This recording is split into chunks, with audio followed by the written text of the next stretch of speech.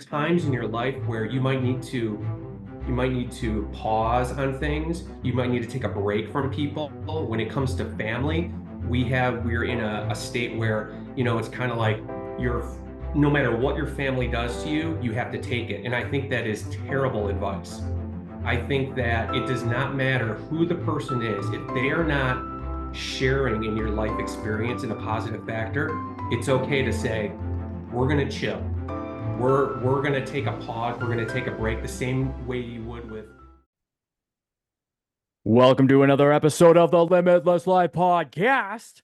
I'm your host, Kyle Smith, and if you have not done so, hit that subscribe button so you never miss another podcast. And if you love this podcast and you want some more tips and tricks on how to improve yourself, go ahead and subscribe to my YouTube channel. There are a ton of instructional videos there. You can find the links down below. However, before you go ahead and do that, I'd like you to stick around for the one and the only Matt Meyer. Happy Thursday, Kyle. Dude, it is the happiest of Thursdays. It's It's a great Thursday, man. It's a great Thursday.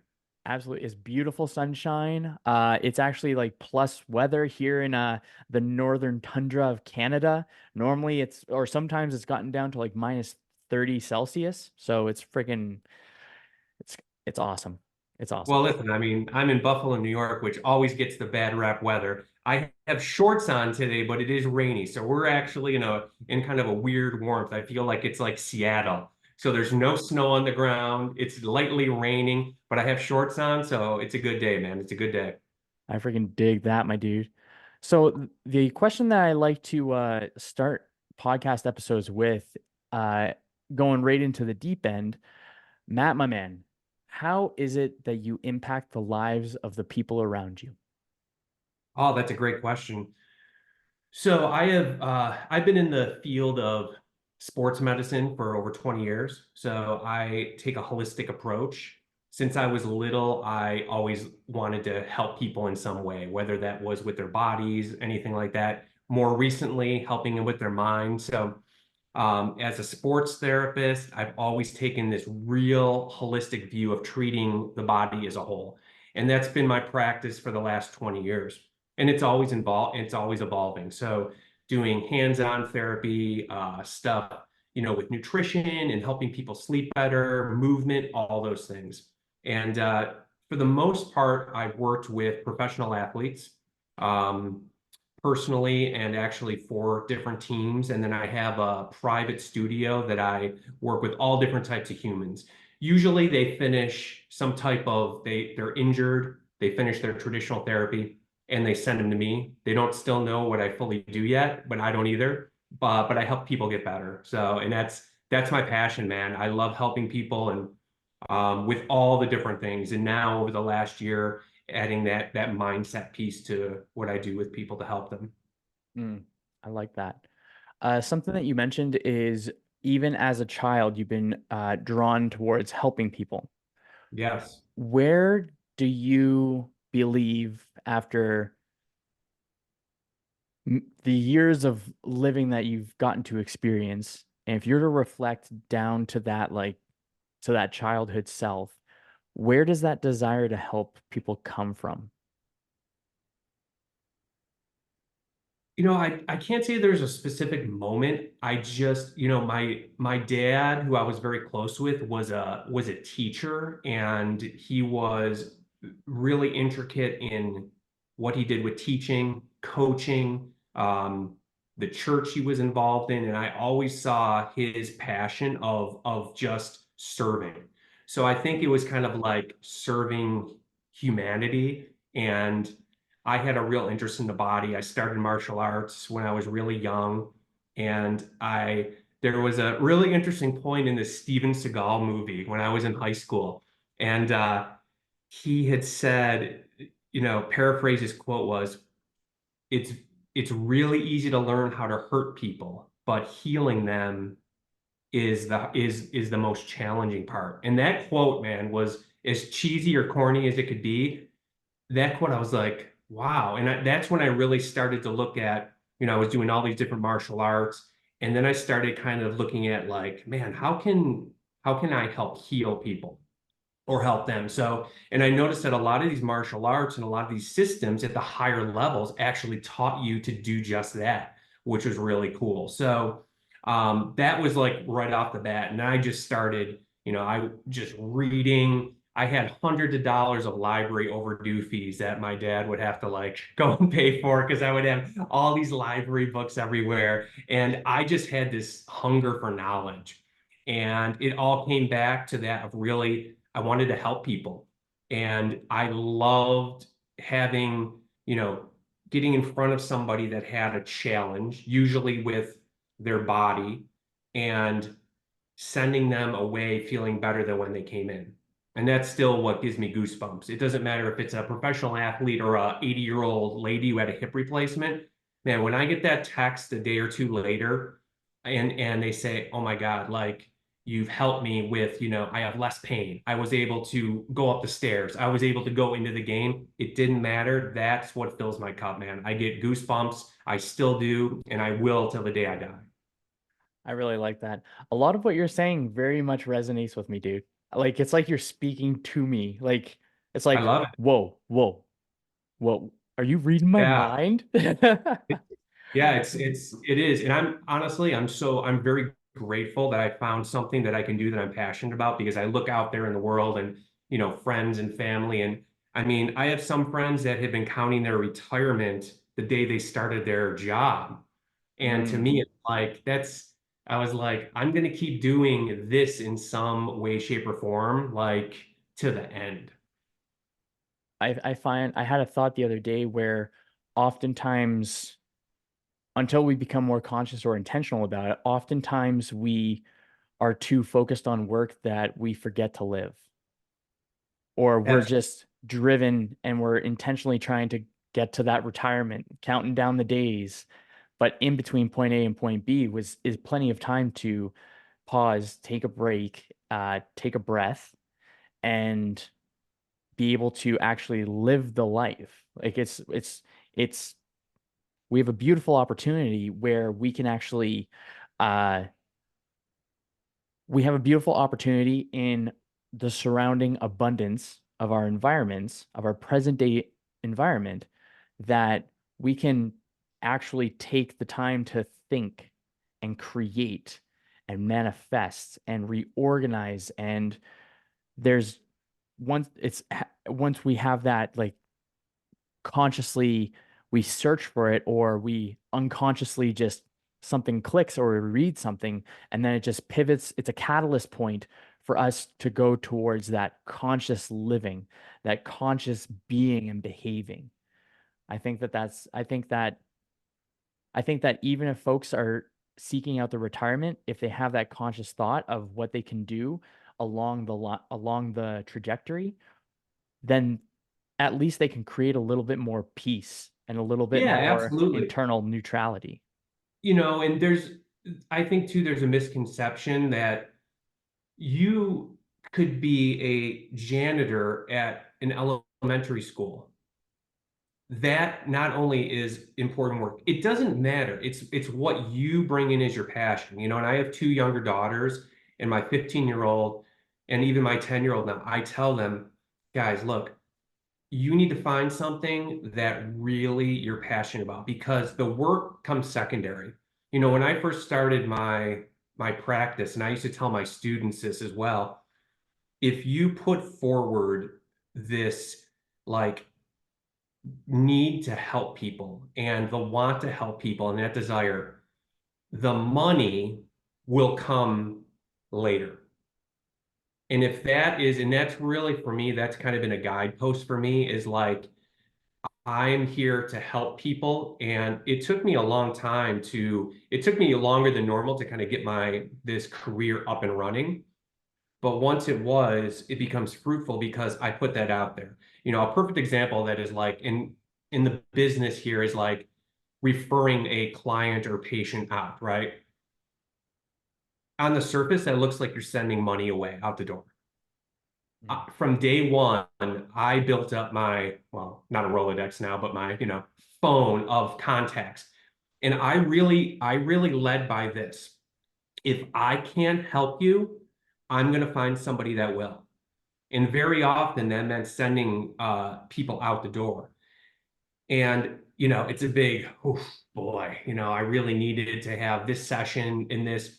But what happened was that creates a totally different string. That creates an expansion. And now the person that you sent away that was helped, they look back and be like, oh my God, this person facilitated me seeing this person that helped me. It takes a little longer, but that's what really builds up. And it's that is a huge guidepost. When I've taught students and taught at the college, I said that all the time. And your intention first is to help. Being a therapist, you are in the service industry. You are here to serve. And sometimes that service means sending people to somebody else that can help them. And it will be fruitful at the end. And that's really what I've enjoyed at this point. I like that. A couple notes that really stood out to me on that one was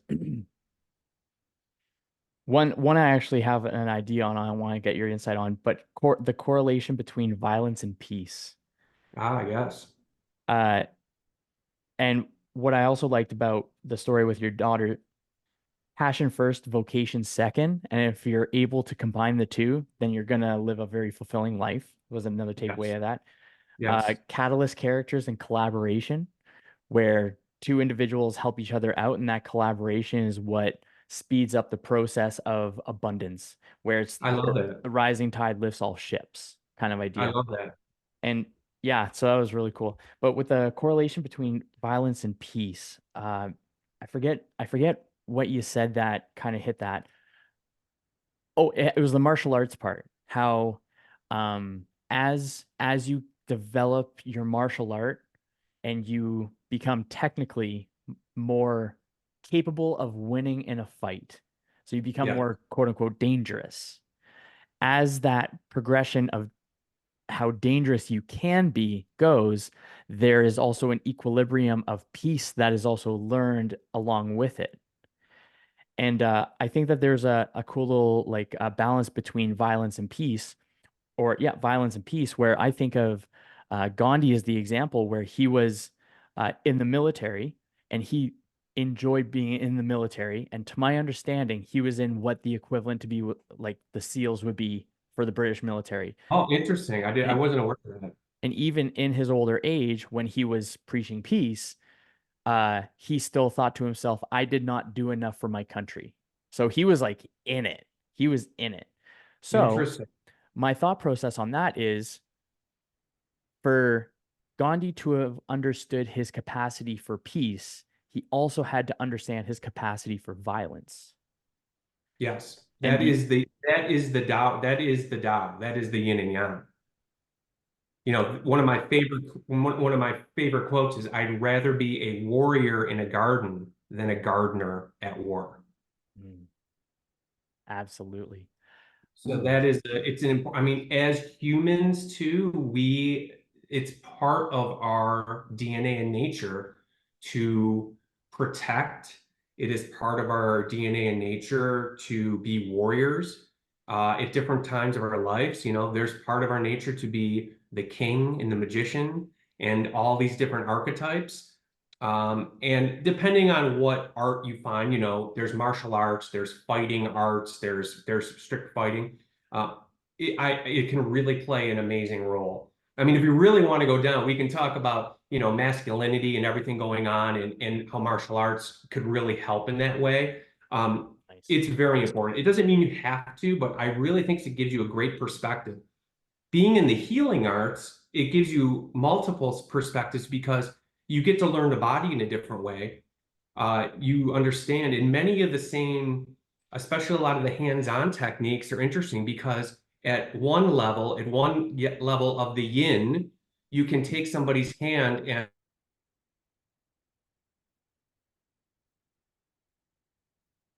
As a heads up, it just froze for a little bit there.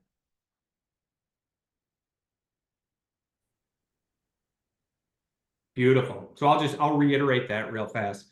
So talking about, the healing, the warrior, the healing part, the martial art is, for instance, a wrist stretch, working on somebody's wrist. you can take that wrist and stretch it to heal, which is the yin, or I can take that same stretch and go into the yang, go into the further development of that. And now it's a joint lock and it could help, it could subdue or harm somebody. It is all on the same path. It depends on intention. So they are all interconnected. There is no, we only can say we're at peace because we have been at war. And that is the duality. That is the Tao. And the Tao is in everything. I've I've definitely gotten more into the Tao recently. Rick Rubin comments on it very often. His book was inspired by it, like the style Oh, of yeah. writing, where it was a little bit more philosophical. So if you haven't read that one, The Creative Act, A Way of Being is awesome. Oh, And it's on my list. oh, it's probably it will probably it's probably my top three. It's been my in my top three for most recommended books for at least this year. Wow. Yeah, and it is really cool. It's short, sweet, and you can see the creativity in it. And then if you're listening to it, it's like I envision it where I'm like going out for a walk, smoking a joint, listening to Rick Rubin, and it's like having a wise uncle. I think of Uncle Iroh from Avatar: The Last Airbender, if you're familiar with that cartoon from the Yeah, yeah. 2000s. I think of him as my like Uncle Iroh. He's my Oh, nice. Uncle Oh, Rick. so he actually reads his own book. He actually Yes. is the, oh, that's Yeah. that's awesome. That's awesome. Yeah, and so he references that quite a bit, and or not in his interviews he does. And I really I really connect to it because I started learning about this or developing, or the lesson that I've had from 2023 is to be unbothered and to turn this experience into a living meditation. And those have been that's been a behavioral practice that I've been honing this year, where if there's the peaks and then there's the valleys, if there's the pedestals and there's the pits, then I'm able to bring myself back to that energy neutrality and embody the dualities. I So love that. it's been something that I've been playing around with like in the last little bit, and that the Tao is like hugely beneficial in like the visualization of it, where you can visualize yourself going down a river and you can take a little pit stop on the beach, enjoy the sun, but eventually you got to continue your travel. And then you are trying to fight against the current, and then you're trying to hold on to the rocks, and you're trying to these are all different choices that we make as human beings. So flowing with the river and being able to guide the boat as you're flowing down this river, then you're able to experience like a sense of ease. And of course, there's going to be uh, rough waters, but the Th- better That skill you is have. that is the human experience. Exactly. And Exactly. that's why it's called the experience. There is you life is going to be full of challenges. It has to be. That's what makes life so good. It's how we handle them, and it's the ups and down, and it's realizing those and realizing that you can't stay up all the time. And you can't stay down all the time. You have to find that intermediary. And that I mean that is life. That's what the Buddha, sought out when he was the prince and going out there and seeing the dead person, seeing the corpse, seeing the old person, and that's in the story of Siddhartha, his dad wanted to shield him from all that. And he went outside of the castle and saw that and realized that, whoa, like life is not 40,000 dancing girls around me and everything is perfect. That's awesome. I actually shared the same tidbit of knowledge with Kendra yesterday or the day before. And it's cool. It's cool thinking that goes, I guess that kind of goes to the duality, the balance of the violence and the peace of being able to see abundance and scarcity and finding a medium in between to experience. Oh man. Woo! You're clicking some buttons up here, my friend. You're clicking some Perfect. buttons. That's Perfect. amazing. So, okay, I'll. I think this would be kind of a cool conversation because you mentioned masculinity and the idea of going into that topic. And so, with your what I want to ask a more specific question than what's your thoughts on it. What is what are your core principles to ensure that you're behaving in alignment with how you deem masculinity to be?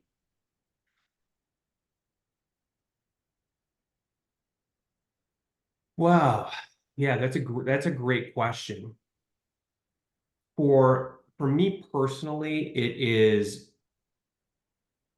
being being me and being original, good, bad, or otherwise. And that means trying to be when I'm angry, trying to be angry, when I'm sad, trying to be sad, not being afraid to cry, not being afraid to get fired up. Obviously, in controlled situations, but I really think it's letting your emotions play. And there's some emotions that can be scary sometimes. There's emotions that you don't want out. And I think sitting with those and having a partner, having a family that you can be honest with, having friends that you can be honest with is a big part of that. And being able to call up a buddy and say, man, like I'm not doing good today. And, I want to go out for a walk and shed a tear or cry. Like those things are all good. Or, realizing and noticing that something angered you and then having the tools to sit with that or have a physical outlet for that. And that's where the physicality of martial arts and meditation, all those things I think are such great tools because it allows you to take some of those emotions, sit with them, and then work through them. I mean, there's a reason why it feels good to go and work out things. And on the other side of that, as Paul Chek talks about, there's also working in. That is also duality. There's an external and an internal. And we need both. We need to be able to work out. We need to be able to work in. And, I have two girls, but I have a lot of friends that have boys. And the culture that we're kind of sitting in right now is that these emotions are, they're being they're being they're being like graphed and sharded and put into these like pieces of this is too masculine or this is too feminine or this. And I think it's really hurting the young mind of having to constantly like figure out like what's culturally acceptable. And social media is the same way. It's a tool, but it can also be a weapon. And for the young kids, I think it really leaves them with a challenge of how they should act in the world. And, is it okay to be feminine? Am I too feminine? If I'm a male and I'm feminine, are people going to think I'm this or that? So for me personally, it's really coming to grips with what my emotions are. And for me, also constantly doing the work, and that work could be meditation, that work could be reading, that work could be hiking, that work could be, using plant medicines, using these things to really go inward. And it's a constant challenge. But it's a good challenge that I try to take. Nice. That's cool, man. I dig that. I like the workout work in. I like the actually something that you mentioned with the healing hands and the harming hands. That sounds cool too. Mhm. Is It's the same the hand too. The Yeah, same hand. exactly.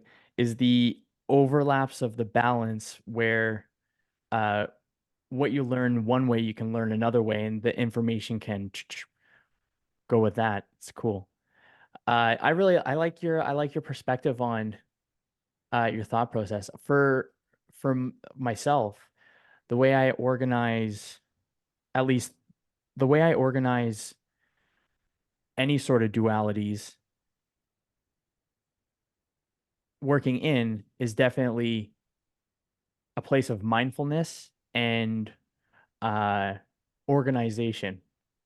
Mm, I think of our brains as like software that we yeah. can upgrade and we can reorganize and we can allow some things to atrophy while others can prosper or thoughts can atrophy and thoughts can prosper.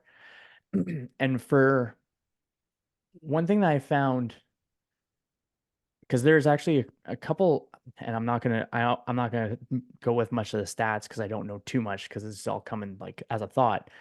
But there's uh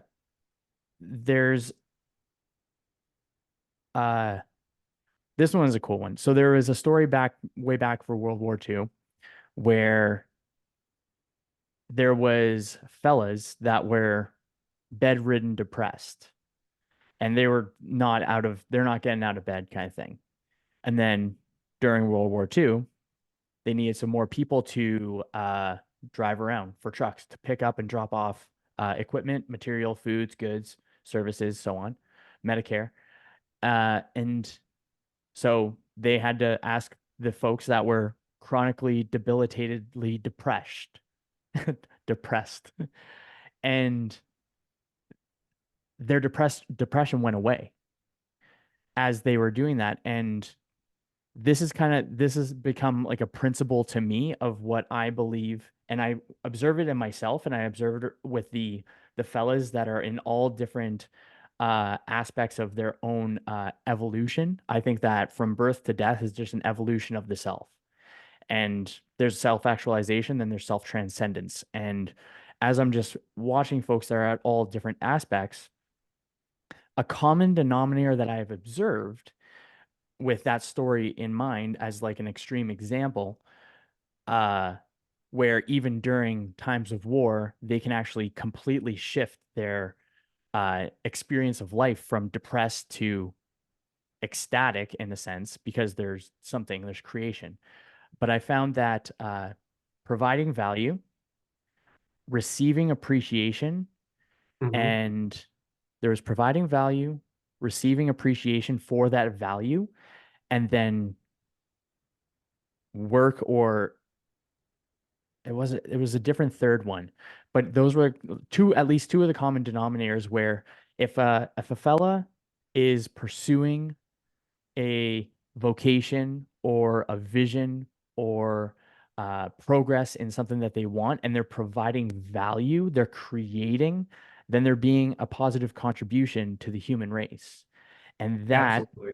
reciprocates into appreciation.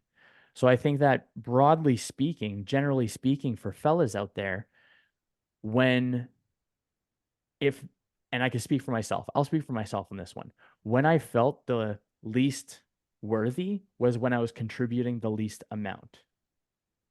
And I I got in agree. return exactly what I offered up. And I think that that's been a principle that's helped me with understanding, okay, where is it as a common denominator that I can observe in other people that are in all different ways? Oh, I like the way that that person's experiencing life. Maybe I'm going to learn what those particular skill sets or traits are. And then that way I can be able to find myself with principles that I can fall back on if I find myself without a North Star. Humans, I mean, not only just males in general, I mean, humans, in my at least belief, we're meant to create and to do stuff. I can tell, purpose when I was going to go into the army after high school, and at the last minute, things went south. So I had no purpose for a few years. And although I wasn't depressed, but when I say I really had no purpose. So what did I do? I stayed up late, I drank a lot, ate crappy food, gained 50 pounds. And for a few years there, it was like I had no purpose. And it wasn't until I got that signal of, okay, wait, this is going to be my path. Everything changes. Now, for some people, I that's part of my story, and I don't know if I'd be where I was today if I didn't have that. That was a low point, because I had no purpose. And when you have no purpose, very often opposites. You're around like people, so you start hanging out with people that have no purpose. This was 1990. Now it's like you have young kids that are like this, but now they have thousands of people that they might be able to operate with via social media. And so that's a whole nother scope. But for me, I look back and I was like, yeah, I really didn't. It wasn't until I found that purpose and I found that thing to do. And once I found that thing, everything started to change. I started to get back my zest for learning. I Mhm. started to take care of my body. And you know, that is to me, that was a huge factor. That was a huge factor of being like, I kind of hit, I mean, my rock bottom where I didn't know what I was doing, and I was able to take that and look like and go up from there. And I think you have to have purpose. Um, and that purpose may be different than what the society wants, but we need to work towards something. And I think as humans, that's part of what we're here to do. We're here to create purpose and we're here to be with other people. We're meant to be with other humans. Going back real quick to the masculinity thing, I think that's one of the reasons why there's been this huge insurgence of these like men's groups. Mm. There's like Sacred Sons and all these things. And even in my community here, there's, we have a men's rucking group that we get together and, Cool. we go on hikes and we do these things. And 50, 60, 70 years ago, I don't think that happened because there was more community and more tribe. Um, that's it. A great book is a book called Tribe by Sebastian Younger. And there's a piece in this book where he's a war reporter and he's interviewing people that have lived through some of the most devastating parts of World War II. And now they're in their 70s, 80s, 90s. And when he's talking to them, they are eloquently talking about some of the worst times in the history of the world. And it was some of their best times. And it's a very interesting piece because, they're in the basement of a building that just got bombed. Friends and family are dead, but the tribe that came together during that time is actually what they remembered. And that to me is that is a uniquely human artifact, is that during those times we band together and become a tribe. And not only it helps us with our survival, that's what we remember as some of our best times, which was also some of the worst in the world. So that's a piece where we need to have our tribe. I completely agree with And that. that goes right with, I think, a lot of the masculinity post-COVID and all these things, it really splintered people. And listen, I love social media. I think Instagram's amazing. I don't really deal with the other things. I use it as a wonderful tool, but it's separating people. It's getting people out there, outside, and when you're a young boy or girl, and your brain's developing and hormones are flying and you're sitting there on the screen, it's so tough to get out of that. So tough to get out of that. And I think that's contributing to, some of the confusion of, what am I supposed to be as a man? What am I supposed to be as a woman? Totally. And then it's also difficult too because I observed that there's a because of the convenience of uh yeah, because of the convenience of mobile devices, Hmm. it's a lot easier to hand one to a younger being, a younger kid, in order to alleviate a temper tantrum. I've been there. My wife and I Fair, both been there. fair enough. So I think, like anything, once in a while it makes sense. But I think there's also more, there's if it's the devices that are raising the kids and not the parents, then it becomes then the tribe also separates from that point in time too, because there's no other collaboration of the family unit. And there was something interesting on the it's funny that we're talking about this now, but it's on the podcast The Art of Manliness, which is one of my Oh yeah. first podcasts that I listened to like back in 2012. Oh That and the nice. School of Greatness. And they were talking about social media or they were talking about devices in general, but the fellow was saying that social media is not personal media, it's personalized media because we train the algorithm to show us more things. So if we're Yeah. not mindful and intentional with what we're viewing, the algorithm's going to pick things up and then personalize and cater what we're searching for. So sometimes if kids are just listening to other kids that are listening to whatever's on the devices, curiosity is going to happen and then might find themselves in a rabbit hole, doom scrolling, and then be like, Yes. oh my gosh. And then I think that the thing that's tough with that is then the parents may not have the opportunity to develop with the children. And I'm just coming up with this. You would have way more insight, and you can call me out on anything because I don't have kids. So you can just share your insights on being a parent and what my thoughts are on this. But yeah, that's it's interesting. It's a double-edged sword. A great tool can be used as a great weapon. It is. And I mean, if you ever got a chance to watch the documentary, The Social Dilemma, absolutely amazing.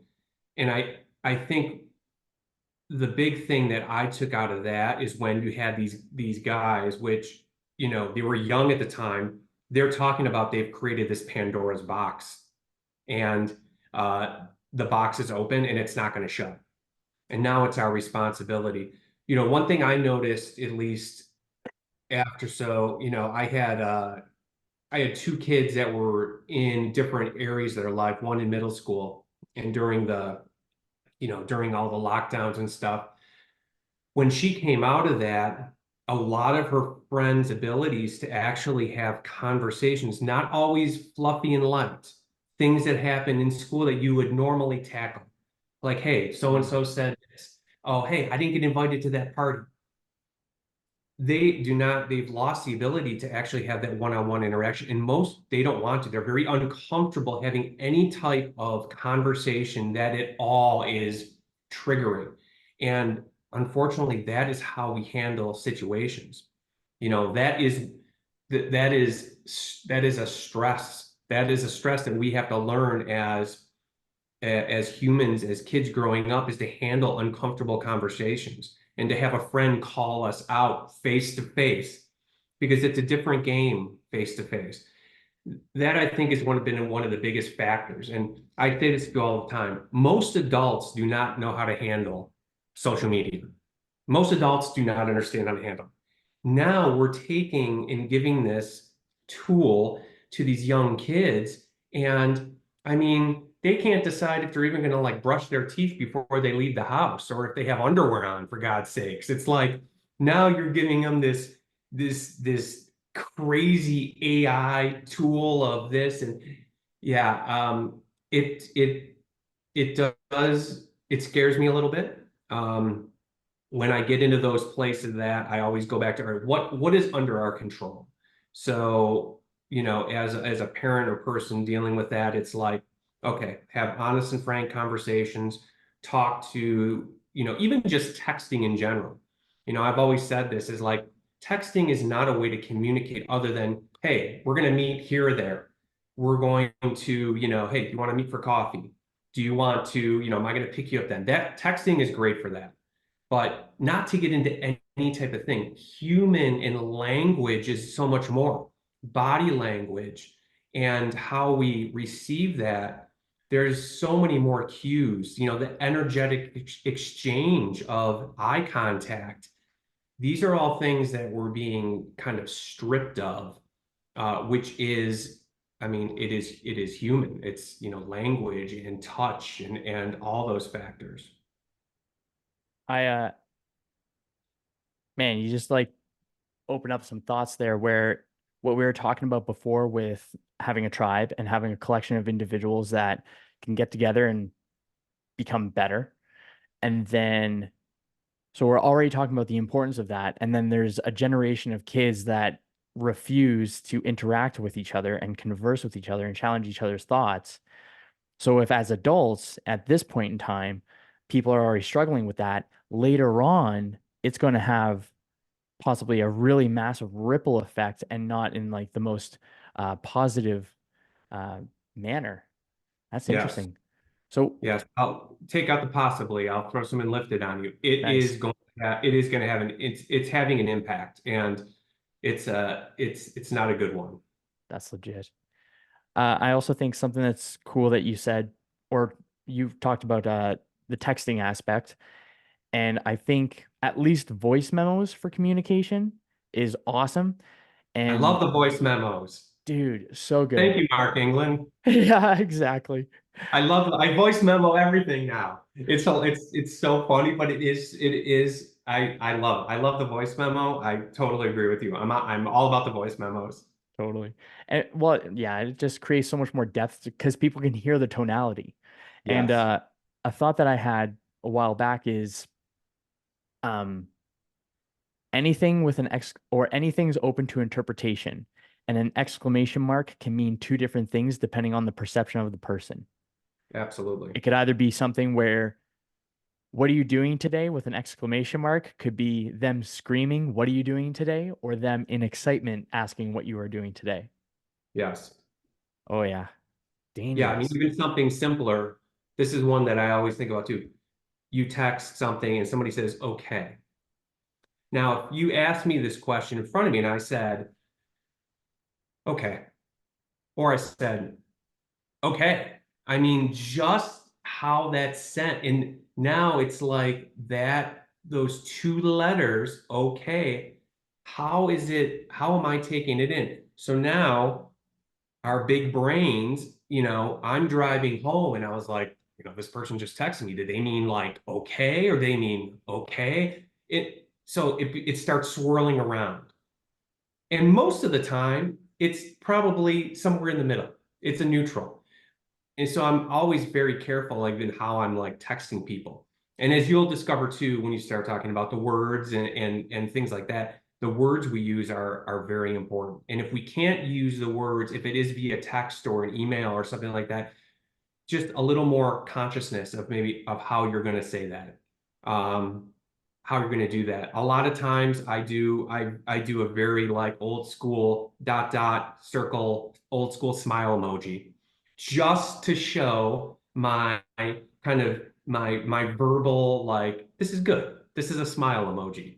Yeah. So whatever you thought this text might, it ended with a little emoji. So I guess that's me kind of like dialing in and pegging into like, the digital world of like using emojis to make sure. But that's it. It's like you want your message to come across and you want it to be clear and concise. And you don't want to leave the person thinking like, oh my gosh, is he mad at me? Is he questioning me? So I mean, it's it's interesting and it's a new frontier for sure. A Totally. little bit scary. I like the emoji being a reflection of your current state of being. It is. Now Yeah.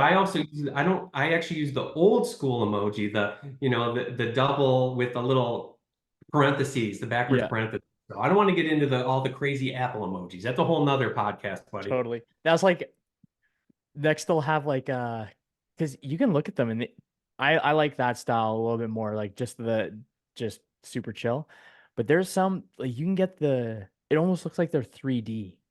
Oh Just yeah. waiting until the future where you actually put your phone like you just put it face up and then it actually pops up as a freaking three-dimensional emoji or just smiley face that's rotating. Probably get to Oh that my point. gosh. Yeah, I mean, it's not going away, so I'm like, as much as sometimes I want to kind of stick my head in the sand and be like, I don't want to talk about it, I don't want to see it. I'm like, it's not going to work. So I have to find a way to, to coordinate that and to kind of be a part of it. And I say this all the time with like the schools, like I'm on the PTA for my girls' schools and things like that.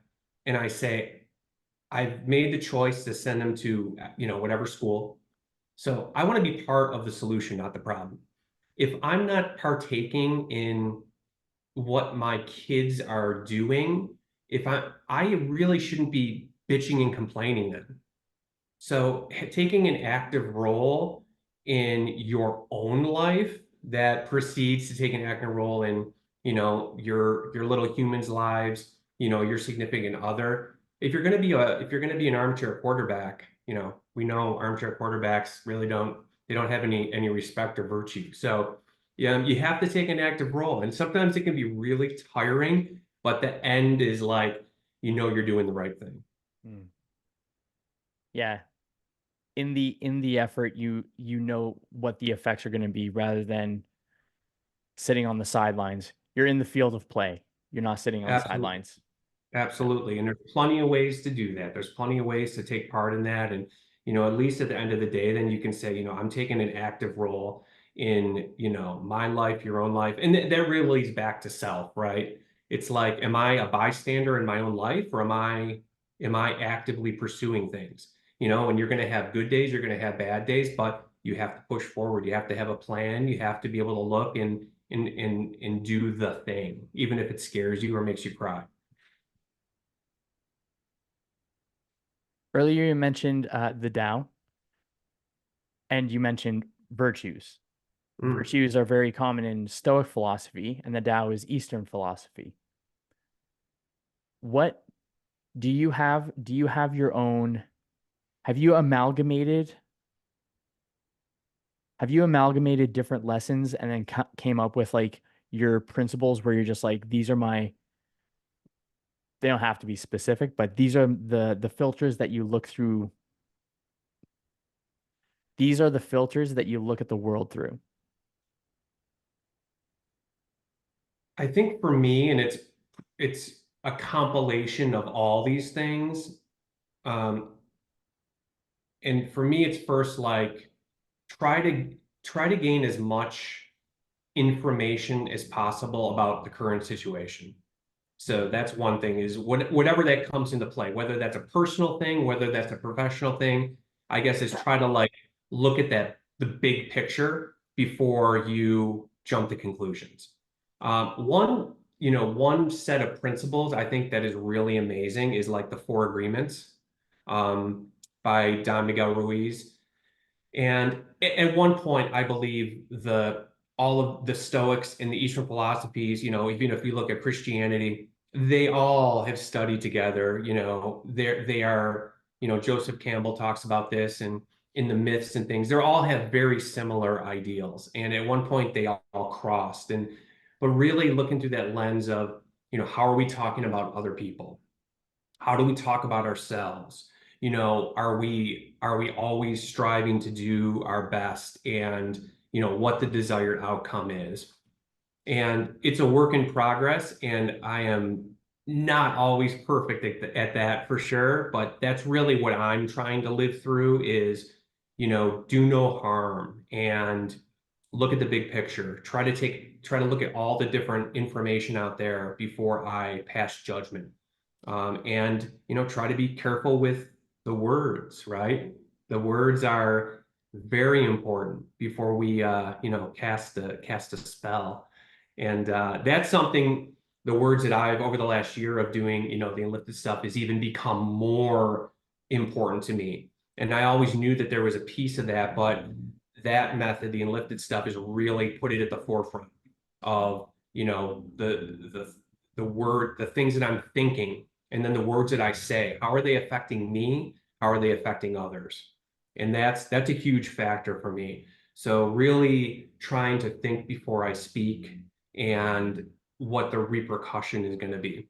In the world that I'm in, even not even only in more the professional space, if I have someone that's coming in and they're in pain, and I keep using the words like pain and hurt and trauma, that's kind of solidifying what they're already feeling.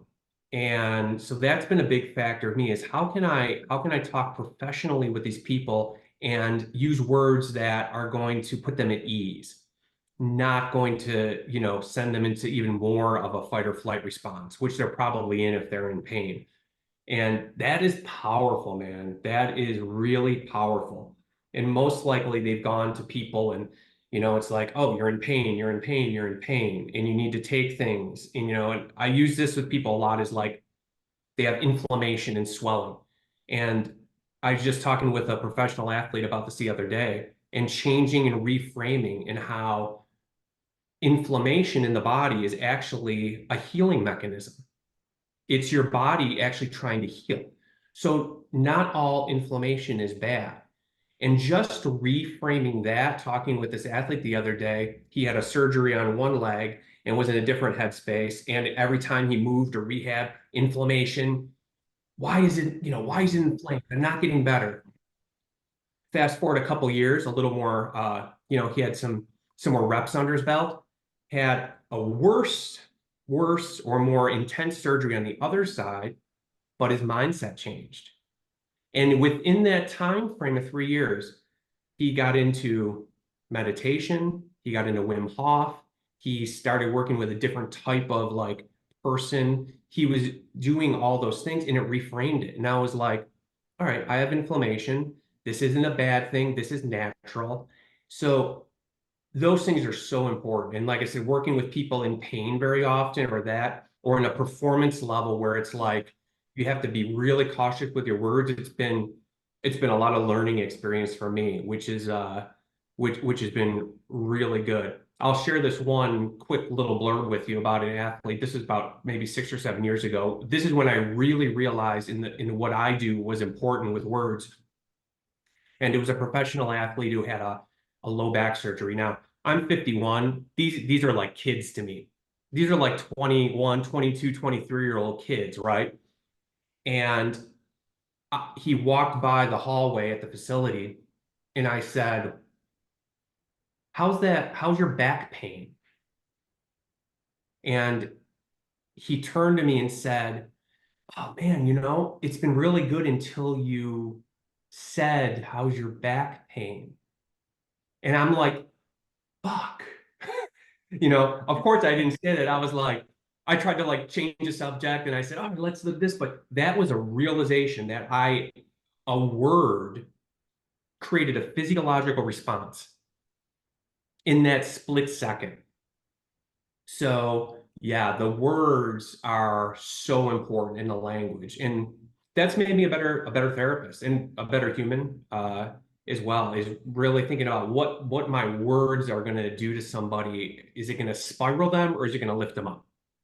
Mm, that's cool, my man. Words can cure us and curse us. Absolutely. Absolutely. Very cool. And just like the yin and yang, it really is. The same word shifted here creates a different environment, a different frequency. Something, this is something I thought or not thought of, but I started having at the forefront of my mind last week. But how we were talking about how when you read a text, it can mean two different things, and there's no more context to it. The same kind of idea, I think, after reflecting on this, can be applied to frequency and vibration and sound. Mm, So if we think of it as good morning, like the common greeting, good morning to you, Matt. We understand commonly what good morning means when we say it to each other. However, we're still saying morning, morning. yes. So as we are saying good morning, we are sending people off while they're awake, at a wake. Yes. So it's good morning to being awake. And even I think that that's been something where instead of saying good morning, I'm saying good day, or how have you been treating the day? Those have been the Yes. main ones where I switch it up because I think that even if we're reading something, if we're reading a text and we're interpreting what that text feels based off of our limited context, if we're speaking and there's sound and there's tonality, I think that it has a little bit more of that impact. So that's why there's so much sound. There's sound healing. There's sound in the universe. There is frequencies. So if we're saying good morning with the intention of a good greeting, however, with the tonality of a possible negative, could we be subliminally programming ourselves for living out a week days? There is. I mean, and have you heard this one before? There's a glitch in our language, Kyle. Oh shit. And it's a glitch that we are just perpetuating until there's a realization. And when you start breaking all that down, I think it adds to this funnel of these words and languages. Not that saying good morning to somebody is going to like send them off the edge, Totally. but yes, there is. There's a lot of subliminal, there's a lot of some liminal language and meanings heard in how we talk and communicate. That's why the shit is so cool. It's being aware of that, and the words that we use. But absolutely, yes, that's a huge factor. If someone that is in, if someone has an injured back, and over the course of the day, someone asks them, even in a great intention, how's your back pain? How's your back pain? Are you in pain today? How's your pain? Pain, pain, pain, pain. So if we can just turn that dial a little bit and change that, you're just softening that external noise. Absolutely. Damn, man. This is good. This has been a fantastic conversation. I got a whole page of notes I'm going to Love revisit. it. Uh, you helped connect a couple things. I learned a couple new words like entheogen. That's pretty cool. Ah, That yeah, was yeah, that was before we yeah. were conversing, but that was Yeah. cool. I feel like I've just had it wasn't self-teaching, but it definitely an opportunity for some learning in this conversation. Man, it's been very good. So, I appreciate it. I think I know podcasts are one of the last kind of unfiltered, uncensored, Socratic digital ways we communicate. And to me, when I'm either hosting a podcast or on a podcast, one thing that I really have taken over is kind of like, how can we make things a ceremony? So for me, this is a ceremony. Sitting with you and we're exchanging information. I'm learning, you're learning. It's a ceremony, and if we approach life and kind of think about that as even some of the most kind of mundane parts of what we do every day, pouring coffee in the morning. I was listening to somebody the other day talking about how you could have your coffee in the morning, but you can make it a ceremony. Mhm. And as humans, we love that. And that's something that I'm really striving for now is how can I take the day-to-day things, driving my daughter to school because she was late for the bus and now it kind of screwed up my day. I can take that 5 minutes. How about I make this a ceremony? How about we take time? I put on some Taylor Swift for her, and we jam in the car for 5 minutes, and we took a kind of this fight or flight response, like, oh my God, I'm gonna be late, I'm gonna be late. We downshifted, and Mhm. now we had a really good 5 minutes. Sometimes it doesn't always work like that, but for me, my perspective is that's something I'm trying to do. Those simple things, is just yesterday my wife and I had like an hour and we went to Whole Foods and we shopped a little bit and we sat and we ate a little bit. And it's like, it was a ceremony. We had some really good time. We sat, we had no devices and phones. And that's how I'm trying to live the rest of my days out is to really appreciate and make things a ceremony. So I had a wonderful ceremony with you here today, brother.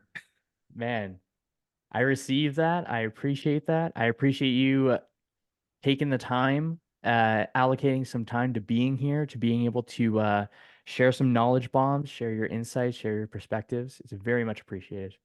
Appreciate you. Nice. Well, before I go into the final two questions, go down a rabbit hole. It's all good. Is All there right. anything that has to be said that hasn't been said yet? I think for anybody listening, the amazing thing about technology is that if you're feeling in a place where you're feeling alone or there's no one to help you, leveraging what we have as far as like social media and the internet is something that's great to do. And it's like, you can take courses online now from like major universities for free. You can dial up your YouTube. There's this person, Mel Robbins. I don't know if you follow her on Instagram. She's amazing. And she does this It's like this. I can't remember what she calls it. Every Friday, she goes through all of her social media feed and basically gets rid of anybody that's like negative or toxic. And it's like she's like, fill your feed with positivity. And I think that's, I think that speaks a lot of like, what are you consuming every day?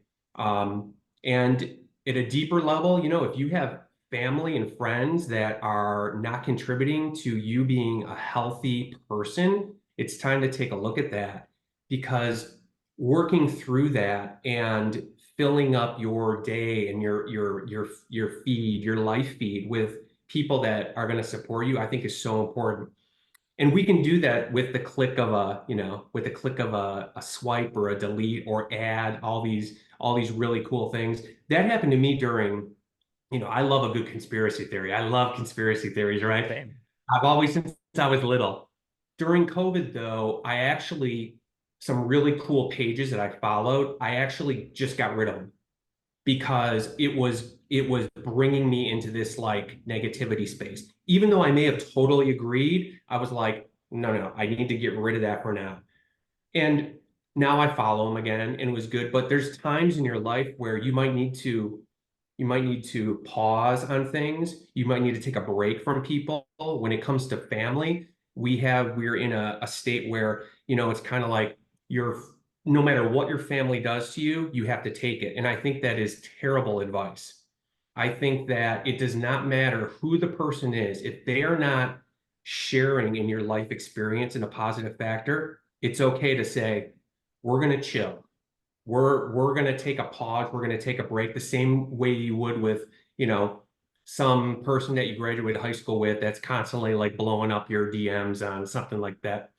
That's a huge factor. That's an important factor. I've done that personally. My wife has done that with some family. And although it is like ripping the Band-Aid off and can be painful, the piece, the evolution of that is that it's helping.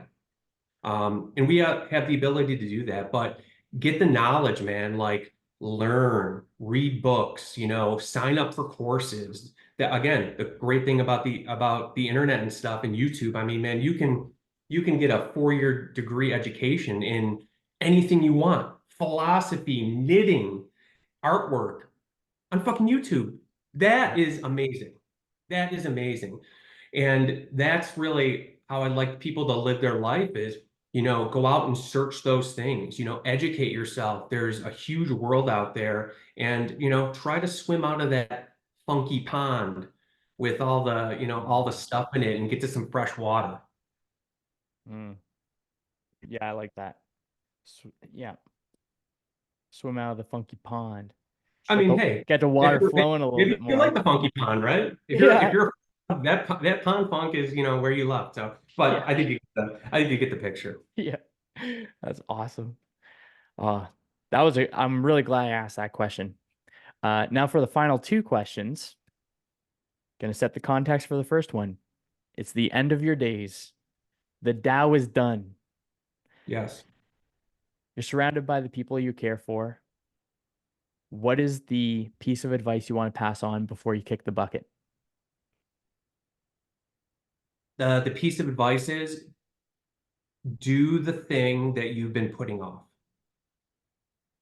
Do the thing that you've been putting off. Take the trip, climb the mountain, call the loved one, do that thing that scares you the most and live your life regardless. Mm, very nice. Yeah, that's good. I'm sure somebody else has said that, but that's the first thing is really, especially thinking about the people around me, like, kids or whatnot. It's like life is not infinite, and it's like do those things that maybe you always wanted to do but didn't. Mm, And there's a lot of fulfillment from that. nice. I like that. Take The take the acid. Take the acid. Yeah, there you go. Awesome. For the final question, the very best version of you that you envision is sitting next to you right now. What piece of advice does he have for this season of your life? be present, be present with the people in your life that are most important to you.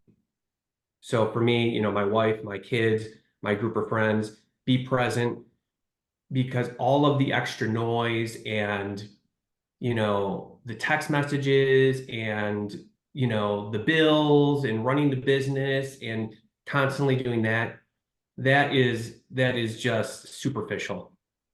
And especially when it comes to like having a family and whatnot, they're not going to remember any of that. They're not going to remember that I was able to buy my daughter a $128 Lululemon scuba hoodie. Listen, no job. I got some Lulu on right now. I love Lulu. But that's not what they're going to remember. They're going to remember the 5 minutes in the car that I was jamming to Taylor Swift looking like, a 51-year-old dad jamming in the car. That's what they're going to remember. And that's really for me personally is like trying not to get caught up in all of the stuff and being present and and being kind and taking a deep breath before something triggering comes in. That doesn't mean much at the end of the day. Nice. I love that. Well, that's what I got for you in today's episode. Where can people find you, Matt? You can find me, best way to find me is on Instagram. It's Matt Meyer 911. I do have a podcast. It's called The Curious Buffalo. I'm in the middle of it was actually called The Woke Buffalo first, but now they hijacked the name woke, and now it used to be this fun kind of slang. So I changed to The Curious Buffalo, and I'm actually revamping that podcast right now, and in a couple months it's going to be out. It's going to have some new audio, and maybe there'll be a Kyle Smith guest. Take out the maybe. Yeah, yeah, there you go. I would love to be on your podcast. That'd be Yeah, awesome. brother. Abracadabra. It's going to happen. Absolutely. Well, if you loved today's episode, please do me a favor right now. Take a screenshot and share it on your Instagram stories and tag me with my handle at DapperDudeKyle, along with at Matt Meyer 911. That is one of the ways that we grow. And until next time, keep up the kindness, and I hope your day treats you as good as you look.